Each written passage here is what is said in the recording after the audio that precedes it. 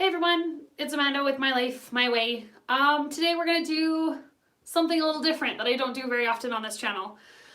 Today is World AS Day. So today is all about like raising awareness for AS, talking about AS symptoms, talking about how common it is, and a little bit of like how to support friends and family that might have AS or suffer from AS. Hey guys! So, this is going to be a live update so people can ask questions and stuff. If you're watching this later and you can't understand why I'm pausing for a second to read things or I'm responding to questions you can't see, up in the top of the video, there's like 3 lines and a plus sign, and if you click on it, it pops up all of the comments from earlier. So you can see everybody that I'm like waving hi to and that kind of stuff, and you can see the questions that they're popping up as well. So yeah, so today is World AS Day. AS stands for Ankylosing Spondylitis, which is a solid mouthful. I do suffer from it. It was something I was diagnosed with. Oh wow. I think I was 24 when I first started like seriously having symptoms, and I was 26 when I got the diagnosis. So it was fairly young. It took me 3 days to learn how to pronounce it. It took me close to almost 2 weeks to be able to spell ankylosing spondylitis without having to put it into Google and have Google come back with, did you mean to spell it like this? Yes, I did, Google. Thank you for the correction. So it's quite a mouthful. So I'm going to talk a little bit about like what AS is and the symptoms, how I found out I had it, what I suffer from, what other people also suffer from, and a little bit of like kind of how you can support somebody that has AS in your life. So I guess the biggest question is, what is AS? Other than the fact that it says ankylosing spondylitis, so it's a big mouthful of words. Ankylosing literally means fusing, and spondylitis literally relates back to inflammation of the spinal column. So I'm gonna sneeze. I'm sorry, guys. Maybe I won't. I'm not really sure. So AS is a form of inflammatory arthritis. When I first got diagnosed, it was still in the rheumatoid arthritis family. It has been bumped out of that. It's not a form of rheumatoid arthritis, and they don't have rheumatoid factors in their blood. So it's in sort of the same family. Rheumatoid arthritis is also an inflammatory arthritis, but it's its own deal. Whereas spondyloarthropathies, which is a really big word that literally means different versions of arthritis in the spinal column, are kind of on their own. So ankylosing spondylitis, like rheumatoid arthritis, is an autoimmune condition, which means that my body fights itself, and that's what's causing all the symptoms and all the problems that come along with it. The difference is that the spondyloarthropathies affect mainly the axial skeleton, which is your spinal column, and then your sacral iliac joints, which are where your spinal column meet up with your hip joints. That sort of triangle at the bottom there, that's your sacrum, and where it connects to your hip joints is your SI joint, your sacral iliac joint. And that's the other part that people really have issues with AS, as opposed to rheumatoid arthritis that tend to affect like the hands, the knees, the feet, things like that. That being said though, ankylosing spondylitis can also affect the shoulders and the hip joints. And some people are lovingly grouped into both in that they end up with something called peripheral spondylitis, which means that they suffer from spondylitis in the spinal column as well as peripheral joints in their body. Good times. Just in case one problem wasn't bad enough, let's throw you in a couple, right? Yeah, so not only does it affect the spinal column, but it affects the ligaments that attach and the tendons that kind of connect the joint to the joints in the spinal column. Hi. So what happens is that as there's inflammation in those ligaments and those tendons that are connecting to the spinal column, the bone actually begins to erode where the inflammation actually sits. As your body tries to fix that erosion, it ends up building this new bone that comes in there, but the new bone is not necessarily in the right place. Sometimes it even starts to connect one vertebrae to another, which is where you get that fusion in there. And the new bone is thin and super prone to cracking and to breaking, which causes issues, all kinds of issues with like spinal fractures and things like that. So it's pretty nasty. I'm gonna readjust my camera angle. I'm super sorry, guys. There we go. That way I'm not like in just the top there. Yeah, so in most cases of AS, the spine tends to become really stiff.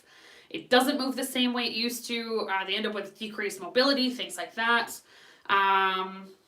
yeah. So how did I find out that I had it? If you guys want to hear my story, when I was younger, like in my teenage years and that kind of stuff, I always had back pain. But if you tell somebody you have back pain at 15 and that's why you can't do something, they just sort of make the assumption that you want to get out of it. And sometimes it was. I'm not gonna lie. Sometimes I just wanted to get out of things. Because, I mean, you're a teenager. That's kind of how you roll, right? But it never really progressed. And the worst of it was actually the fatigue. The fatigue is massive. In any kind of like chronic immunological condition or autoimmune condition, fatigue is usually a huge symptom for people. And the reason you get fatigued is because your body is constantly fighting itself. You guys know when you get the flu or like a head cold and you just feel like worn down and kind of run out, even though it's not necessarily connected to the flu that you have in the first place? Right? Have you ever felt that fatigue that goes along with it? It's kind of the same thing, and even from the same problem, except instead of fighting off the infection, your body's fighting itself. And it becomes chronic because you're chronically fighting yourself. It's not just like you fight this bug off for a week and then it goes away and then you're fine. I was checked, in my early 20s for mono, I think like 3 or 4 times. I ended up getting swabbed and stuff because there were days where I could sleep for like 18 hours a day and I literally could not drag my butt out of bed for more than like to get up and put more food in my body and go pee and go back to bed. It was pretty awful. And that was well before my diagnosis ever came in. My arthritis was actually found in my eyeballs, which is kind of weird. At 24 years old, it would have been just after my birthday, I think, that year. All of a sudden I had like redness in my eye. And it wasn't really hurting initially, but it was pretty red. I'm like, oh, okay, maybe I have pink eye. I don't know. Never had pink eye. But redness and pink in the eye is kind of one of the hallmark symptoms of having pink eye, right? So I went to my family doctor. He's like, yeah, no. He's like, it's not as goopy as I would expect it to be with pink eye. So he made the assumption it might be viral rather than bacterial. Like, oh, good times, which means that the medication might not work so well for you. So he put me on some medication. He put me on a sulfa drug, on a drop, and then sent me back to work. Not a big deal. I was working out in a small town that's outside of a small town, working on an industrial ambulance. And I woke up the next morning and I could not even like turn on the nightlight in the bathroom I was in. Like that's the only thing I could run around with. The lights in the room hurt my eyes so bad it was crazy. I phoned my boss when the office opened in the morning. I was like, you need to get me out of here. I'm like, I don't know what's happening, but my face was starting to swell shut. The eye was getting super puffy. It was super red. It was super painful. I was like photosensitive or light sensitive in a way that I've never experienced before. And he called me up. He's like, okay, well, I can take you out for like tonight. I got a guy coming up for night shift. I can arrange somebody for day shift in the morning. He's like, but I don't have anybody else to take over for you midday. I'm like, okay, I'll make it work. Let's do this. So by the end of the shift, I drove back to town. It was thankfully near where my parents live. So I drove back in. My mom met me about halfway and she took me to the hospital. And by this point, I have like a t-shirt wrapped around my face. Like I couldn't see anything. I couldn't let any light in my eyes because it felt like somebody was taking a knife and just stabbing me in the face with it. Even with my eyes closed, it felt like somebody had smashed me with a brick, but at least it was, less sharp. That's all I can go with. So we made it to the hospital and I was like, well, my dad's allergic to sulfa drugs and I know this is a sulfa medication, so maybe I'm having a bad allergic reaction. And he goes, I don't think that's what's happening to you. And he referred me out to a bigger clinic in Edmonton, which is the city I live in. He referred me to the eye clinic to eye specialists, to an ophthalmologist. And they confirmed in the morning that I had something called iritis, which is inflammation of the iris in your eye. Your iris is the colored part, that green space in my eyeballs. That's what was inflamed. Super good times. So I went home with like drops and all kinds of stuff and goop to put in it and full of steroids. Good times, let's do this. And they said that like 99 or 90% of the time, iritis just happens. It's idiopathic, meaning they couldn't figure it out. It came for no reason. We don't know what's going on. And I was like, okay, well, what's the other 10%? There's like, well, sometimes it's related to arthritis. And I was like, oh, okay, probably not my deal because I was 24. And at 24, arthritis isn't really a sentence you use in conjunction with that level of age. So, all right, so not a big deal. So I went home. I was on the drugs. It's like a drop every hour. You get goop in your eyes for a night. You have to blow the pupil and keep one pupil fully dilated all of the time, which is super fantastic, let me tell you. But the pain went away. The redness went away. So doing follow-ups on a bi-weekly basis. So every 2 weeks you come back in, get checked out, and it was slowly coming back down. They do a scale of 1 to 4 for inflammation in the eyes. But nobody gives you a 4, so I got a 3++ once. That was my initial number by the time I finally saw the doctor. That's impressive. I don't usually hit up a ++ almost on anything. So, 3++ on the eye inflammation, why not? I'd gone home. I think I was about 4, maybe 5 weeks in recovery. And all of a sudden, even on the hourly drops and everything else, it just exploded. It's bright red again. It hurts. My face is starting to swell shut. I phoned up the eye doctor. I'm like, what is happening? He's like, you need to come in. Okay. So then they put a needle of steroids into my eyeball, into like these white parts that are down here. So like not in like anywhere I could see, but kind of underneath. It was incredibly painful because we forgot one of the levels of freezing. Whoops. He put on the topical freezing for the top layer, forgot to do the deeper stuff, so I felt the needle go into my eyeball. Super disgusting. But I mean, he's got an eyeball in your eye, so it's not like you can push him away. So I just sat there and I took it and I cried a little. He felt incredibly bad afterwards, but I mean, it happens, right? It was a mistake, but nothing got hurt. I didn't lose any damage. Like, I didn't lose any eyesight. There was no damage. That's what I was trying to say. But it was pretty incredible. So he got me an ice pack. My mom got me an ice cream. I got a hug and Pepsi out of the deal. Not a bad day for me. And then he sits down with a piece of paper and he's like, so tell me about your back pain. And I've still got the ice pack to my eye. I'm like, what? Like there was just zero correlation for me between the needle you just put in my eyeball without freezing and my back pain. And I was like, I don't know. I sleep on a mattress that's as old as I am. I have a little bit of stiffness in the morning. It goes away. Not a big deal. And he's like, oh, okay, that's interesting. And I was like, what do you mean that's interesting? Like, that's minor. Hey, guys. So anyway, so I kind of ignored him. Whatever. The needle's in my eye. I went home, rested up for the day. The pain went away. It wasn't a big deal. It only lasted for about half an hour. So a couple weeks later, I got a phone call from a rheumatologist's office. And he wanted me to come in and do an assessment. Like, all right, sure, let's do this. So I took my sister with me. We had a little bit of fun. He wanted me to like bend and move and do all kinds of things. And we spent like 45 minutes to an hour in his office just doing this assessment. It was incredibly thorough. And then he sent me away for blood work and x-rays and an MRI. And I was like, okay, well, whatever. Like, we'll just do this. Not a big deal. Like, my eye's the only real issue here. Not a problem. I didn't think there was any issues. That first time when I was 24, my x-rays and my MRI were negative, but the blood was positive. And he's like, so, I mean, you have the marker, but 95% of people that have the marker actually never develop this form of arthritis, and we can't see it on your x-ray, can't see it on your MRI, you're probably okay. All right. But they wanted to follow me, so every year I went back for an MRI, and when I went back when I was 25, the MRI came back positive. And I'll tell you what they were looking for in the MRI and that kind of stuff here in a little bit. But yeah, so I actually received my diagnosis at 25, maybe I was 26. I had a second outbreak of iritis when I was 25. That was super lovely. Both of those were in my right eye. And then when I was about 29, I had it in my left eye, which is super fantastic. Which has usually been my biggest deal. And after I actually had it in my left eye, my ophthalmologist looked at me and said, you need to go on better drugs. Because all I was doing at that point was NSAIDs. NSAIDs are non-steroidal anti-inflammatories. Anti-inflammatory drug, if you want to get all the way to the NSAID part. And it's basically like a bigger, badder version of ibuprofen. So he's actually the one that sent me back to a rheumatologist saying she needs to be on better drugs. And they put me on a medication that we'll talk about here in a little bit that actually keeps my immune system from fighting itself anymore. So, yeah.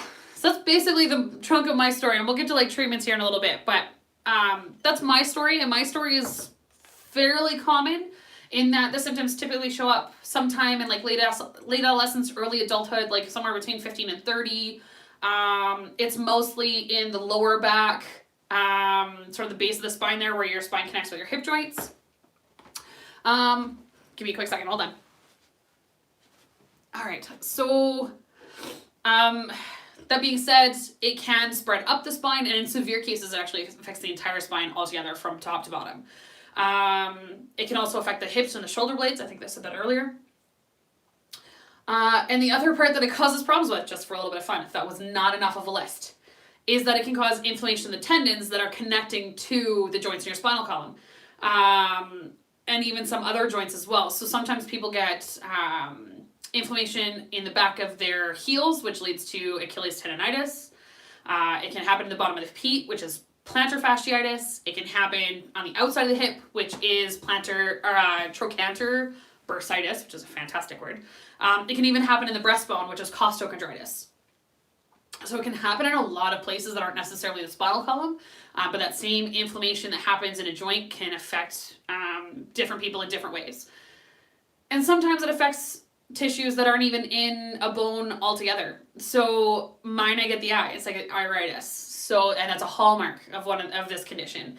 Some of the other people suffer from GI tract issues, so they end up with anything from IBS to Crohn's to colitis, things like that.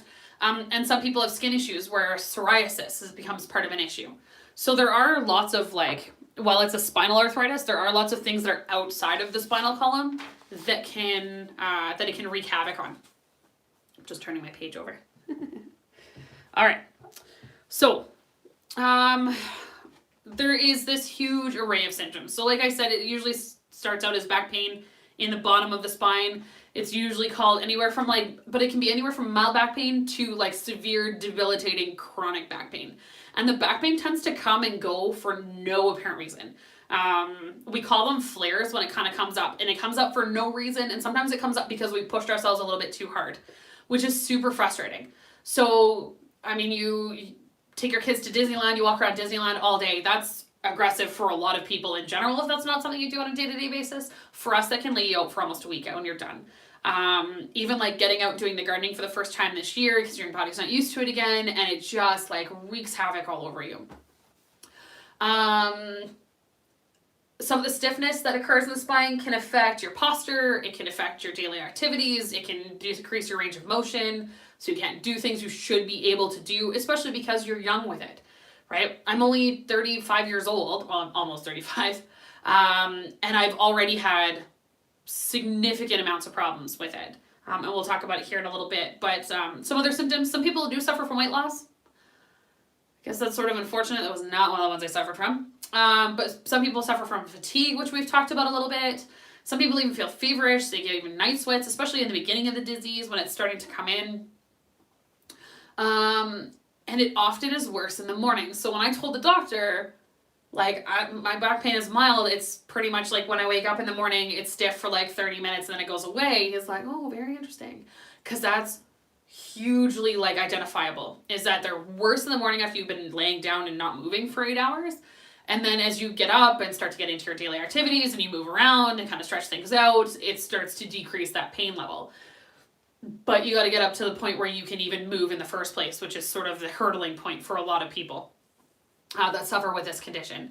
And as opposed to most back pain issues, when somebody has back pain, it lasts for like a couple of days. You know, you rest up, use a heating pad, chill out on the recliner, right? Maybe stretch, do a little bit of yoga, and it goes away. And for most people, that's totally normal. That just happens in lifetime, right? You got down, you did a bunch of gardening yesterday, you're sore the next day. That's totally normal. But for people with AS, the back pain, instead of lasting like a couple hours to a couple of days, starts to last weeks, sometimes months, without getting any kind of relief from it.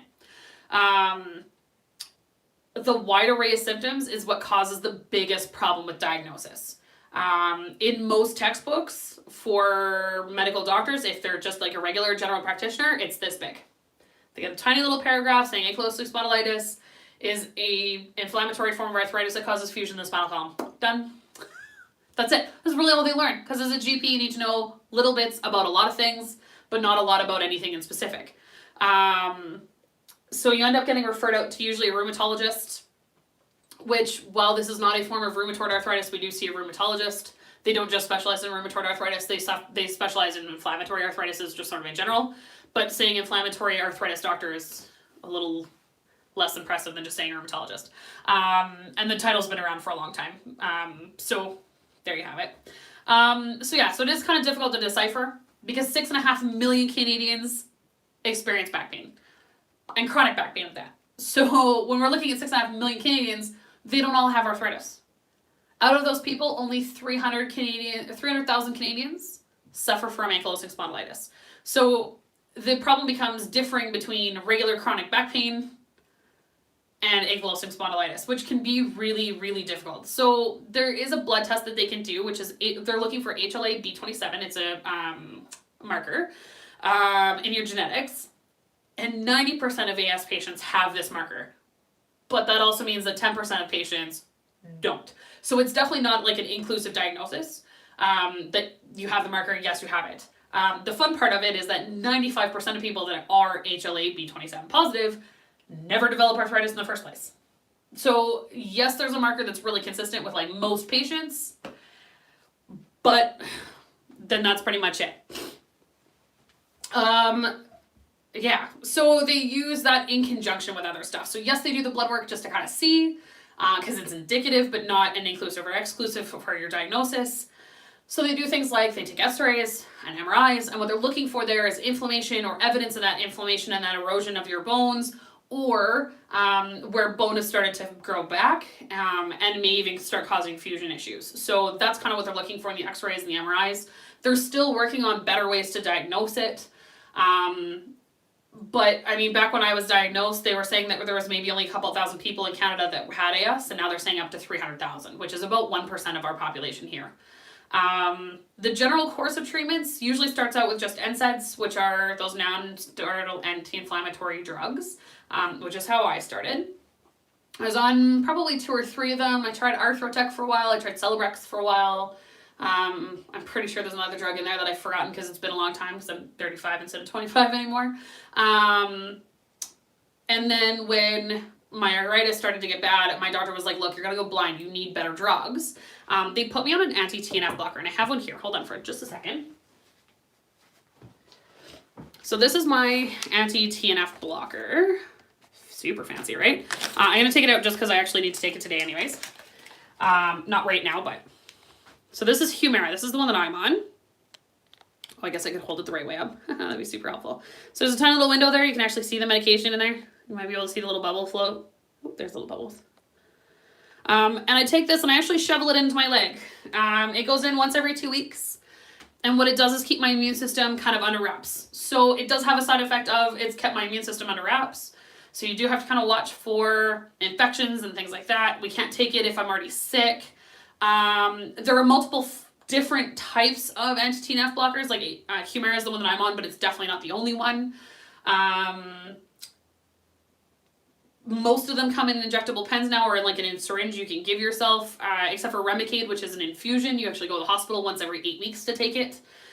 And they work pretty much the same way, that they kind of drop down your immune system a little bit. So, yeah. That's pretty much the gloriness of it. So it drops my immune system, like I said, so I have to watch for infections. The other side effect that I suffer from is like a chronically runny nose. I just call it allergies because it's easier to explain to people. But realistically speaking, when I started taking it, I was 29 years old. And I actually had to come off the ambulance for the 2 years just before that point. I think I came off it when I was 28 because I was disabled. I literally couldn't move anymore. My back was like a solid chunk. It took me at least an hour to get from the point of getting out of my bed to getting into the shower. Like it literally was that debilitating. I couldn't do what I needed to do in a day to be on the ambulance. I couldn't hide the limp anymore. And the limp is fantastic. So because it's in my sacroiliac joints, you actually have several ligaments that come off there. And my body would pick a different ligament every once in a while. So sometimes I'd be limping on my right leg because my right leg's like solid. And then all of a sudden, just one day I'd wake up and my right leg's fine, but now my left leg hurts. And I can't move my left leg. It's just like a solid stick from my hip joint down. Oh man, good times. Which means that your limp changes. And unfortunately for that, people are looking at me from the outside are like, well, your limp's wrong, so you're probably faking it. There's 6 ligaments that come out of your SI joints. On the outside, behind your butt, and then kind of down through your groin, there's 6 of them. It could pick any one of those at any given day. It's not the ligament I'm having a problem with, it's the SI joint they come out of. So that was super frustrating. But yeah, I was basically disabled. I was in quite a bit of denial. Like, I refuse to go get a placard. I refused to file for disability. I managed to find a desk job where I was working in training for quite some time. And the better part of that is it had better benefits. So by the time my next round of iritis kicked in, or that third round of iritis kicked in, and my doctor was like, look, you need the better drugs, I had a better benefits package in order to compensate for the extra medication. Because these pens, I take one every 2 weeks, right? So I take 2 a month. And a box of 2 in Canada is $1,600 without a benefits package. That is a lot of money a month just to keep moving. Things like yoga helped, things like Tylenol would help a little bit, but there's only so much you can do when your body is consistently fighting itself. It literally gave me my life back. It is not a miracle drug in any way, shape, or form. There are a lot of side effects to it that a lot of people suffer from, and in some people it just straight up doesn't work. And they end up going from this one to like Enbrel to, and for the life of me I can't remember the other drugs right now, but there's about half a dozen of them. They're all kind of in that same family, and they'll switch you from one to another looking for the drug that works best for you. If one doesn't work for you, it does not mean that you don't have AS. Somebody put that up a little while back, saying their doctor told them they probably didn't have AS because the drug didn't work. Not how it works. It's like a mental health illness. You have to like work your way through the medications to find the one that actually works for you, and sometimes a combination of medications that work best for you. But I lucked out. The first one we tried worked fantastically. The reason they put me on Humira is because it's the only one that's been shown to actually reduce the amount of iritis outbreaks, although one of the guys I was talking to said Enbrel did the same thing for him. So they're still doing research. It's a new drug, that's the problem, right? So they put me on Humira. I would have been 29 when I started taking it, just before my 30th birthday, actually. Yeah, just before my 30th birthday is when I would have started taking it. So it'll be 5 years, this past February. And I got married the following August. So only, 7 months later? And I went from being completely disabled to dancing at my own wedding all night. With zero pain while I was dancing. And the better part is I woke up the next day and I was still able to function and still able to move. Which didn't used to be a thing. If I pushed myself that hard beforehand, that would lay me out for like a week. So it was really great. So not everybody is that lucky, unfortunately. But yeah, so let's talk about a couple of things just before I go here about things you can do to support somebody that has AS or chronic debilitating disease like AS. It doesn't have to be AS specific. My husband is amazing. I told him about this on our first non-date. We went out for coffee. Is like, I haven't seen you in 10 years. We used to go to high school together. We reconnected over Facebook, and it was like, hey, I haven't seen you in a decade. Let's do coffee. So I told him about it because it wasn't a date. And we kind of like laid all the things out, and he's like, oh, okay. And I told him like what the future could lead for me, what this could actually hold for me. I was already trying to hide the lid by the time we went on our first date. And you know what? He's amazing. When I used to have a lot of pain, if he was home, because he works away from town. But he mostly started working away only about 6 months before I got on the new drugs. So for the earlier part of our like dating portion, he actually used to run me a bath and then go get me a glass of water and my meds and then just chill out sitting on the toilet having a conversation with me while I had to sit in the bath and like let the hot water do its magic. Which I mean only does so much. He used to give me back massages. He used to go get me my heating pads all the time. He was amazing. And he was really great about not getting too upset about how bad the fatigue would get. Sometimes it's frustrating, and it is. It's frustrating for me too, suffering from the fatigue, to be like, I just don't have the energy to go do this today. And sometimes it's literally as much as like, I just don't have the energy to put on real pants. Like, I just can't today. And he was amazingly great about it. About a month after we started seeing each other, we were over here, because this is his house originally. I kind of moved in. He came as a package deal with him and the dog and the house. And he was fixing something in the backyard and actually pulled his back. And it hurt for about a week, maybe 10 days, which is pretty common when you pull your back, right? And give himself back strain. And he looked at me one day, about 4 days in, and he's like, you do this every day. It's not usually as sharp, but yeah. And he's like, I don't know how you function. I'm like, some days, I don't know either. And I think it gave him like a real connection to like what I was feeling. In that position he was in for a couple of days is how I felt almost every day. And I still got up and did grocery shopping and did everything else you're supposed to do most days as an adult. So he was really, really amazing.